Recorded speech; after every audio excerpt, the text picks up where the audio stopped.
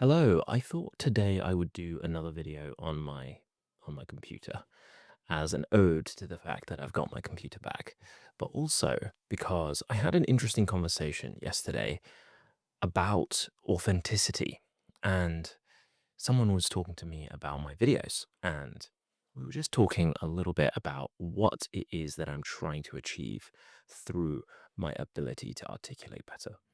And what I realized in this conversation is that while my articulation and camera presence has gotten better, there was also some feedback around whether or not my authenticity was diminishing in the process of becoming more articulate. And I think there is two elements to this. I think one is it is true that there is a potential lack of authenticity as I try to focus on being more articulate because I'm necessarily trying to focus on what my performance looks like. And I am aware of that.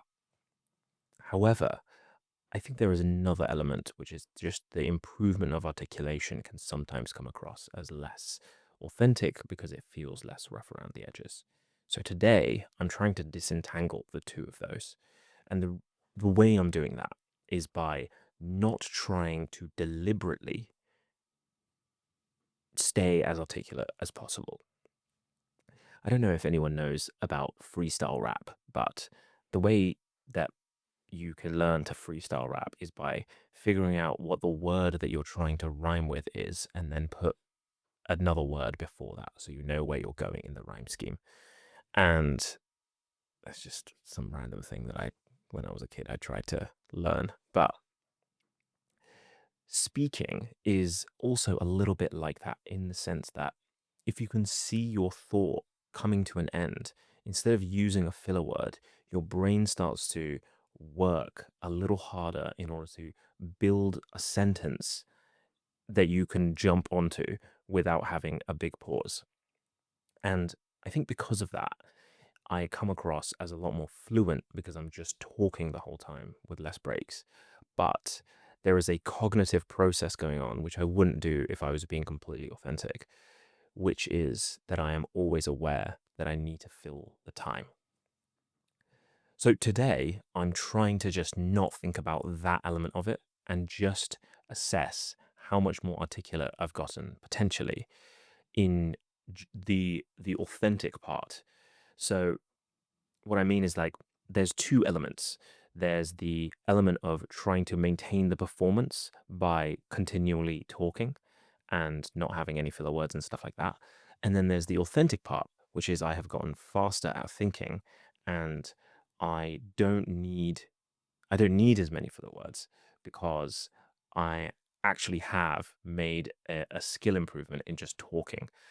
And the way I'm thinking about it is when you're doing like athletics or improving at like a sport or a skill, you're supposed to stay like at the top of your skill ceiling, effectively trying to push that skill ceiling higher and higher as you stay in the on the edge of your domain of competence. And once you do that, there's like a little bit of a friction because it's a bit awkward. It's not as comfortable as just staying within your domain of competence.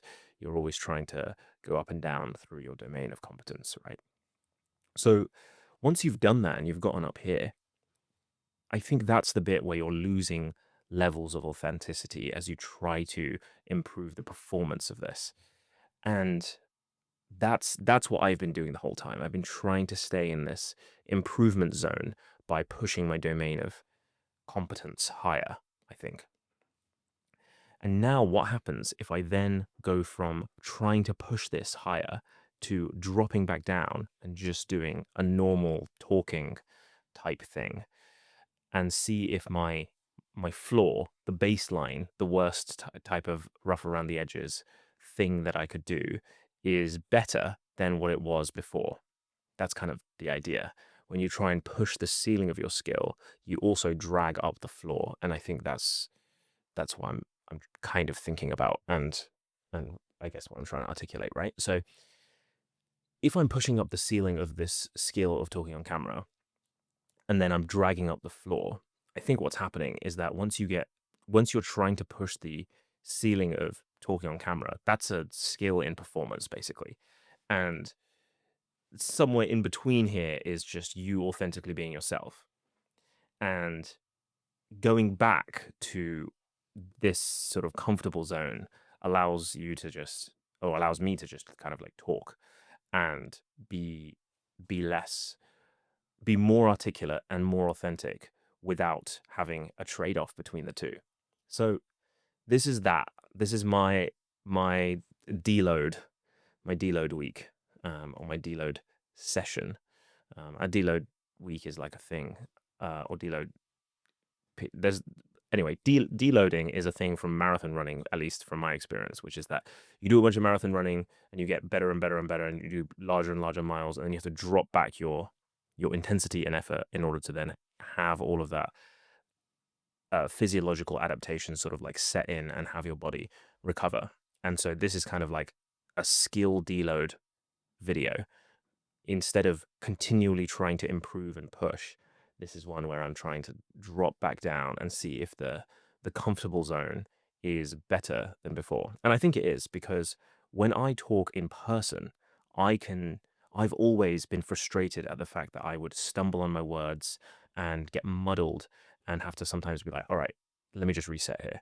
And also, sometimes I find myself, my brain just moves slower than I would like to when it comes to trying to talk and express myself. So, and then I've noticed a significant improvement in that specifically now that I've been doing these videos. So that's sort of like what has been the thinking behind going back to the photo booth, and also not thinking about the fact that I need to stay on and editable and coherent and fluent and just an unedited, without pauses, conversation in in this video. That being said, I also think yesterday's video was pretty me in a flow state. I think I had something super interesting to articulate, and that was a story. And so I knew exactly where it was going, and I could go much faster because of that. Whereas the other videos that I think are enjoyable to watch because of their authenticity are enjoyable because it's clearly me puzzling through an idea in real time, and you get to watch that. The reason I want to talk about either of these things is because I had this conversation about authenticity. And I've been wondering why I haven't felt connected with some of the videos I've made in the last 10, maybe in the last 15, maybe. And I think the reason is some of those have been so purely a speaking challenge, in the sense that I am not necessarily caring about what I am talking about. I am just there to word salad in a coherent way. And it's just a little worse. Like, it's just a little worse in ways that might be intangible to people who aren't me. And I think it's the difference between something that's really well written, or just something that's nicely written, and an LLM, like a AI LLM. Because an LLM is sort of word salady, but it passes. If you scan the text, it passes as normal writing, but it truly isn't, right? Like, it's bad writing, and it's not bad in the obvious ways with grammar or incoherence, but it's bad in a way that is it's word salady, and people just zone out when they're reading it. And I think the most interesting thing, which one of my friends said, was the problem with this sort of language from AI is that it's inauthentic and word salady. They didn't say inauthentic, but the word salady means the saladness of it all means that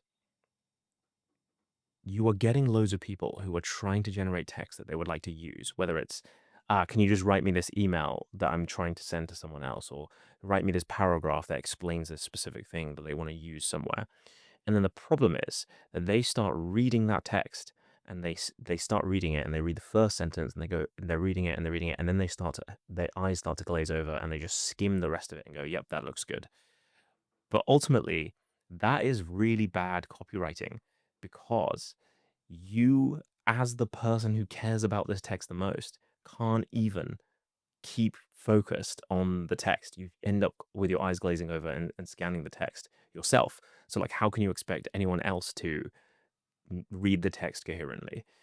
And so, when you send an email that's written by an LLM and you just scanned it because you're like, yeah, yeah, yeah, this is good enough, is it really that good? Because even you could not have your attention held by the word salad. And in a way, when I was really focusing on my ability to just keep talking with fluency, I think there was a real dulling of the authenticity component. And I think the authenticity component is really important.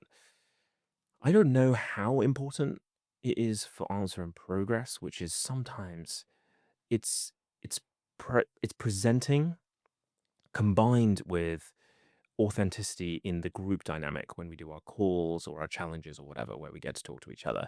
And it all gets edited in quite a slick way into an entertainment product. And so the authenticity component might not be as prominent in the answer and progress videos, but maybe it should be. Maybe we can add more authenticity to the whole thing. I don't really know. This was interesting. This was a weird connection between a few different ideas that I think are loosely connected around authenticity. But I think that's why this video might feel a little different. I'm less focusing on the performance of it and the fluency, and I'm focusing more on just talking and seeing if that's actually more coherent, or if I've just gotten better at performing, but my actual normal talking, where I don't try to focus on the performance of being on camera, is completely the same. And maybe I need to also focus on trying to build the muscle of being this level of authentic on the big camera, because there might be this Pavlovian response to seeing a big lens and thinking that the performance needs to be better. But maybe I can just be as authentic on a more HD camera. So those are my thoughts for today. Nice.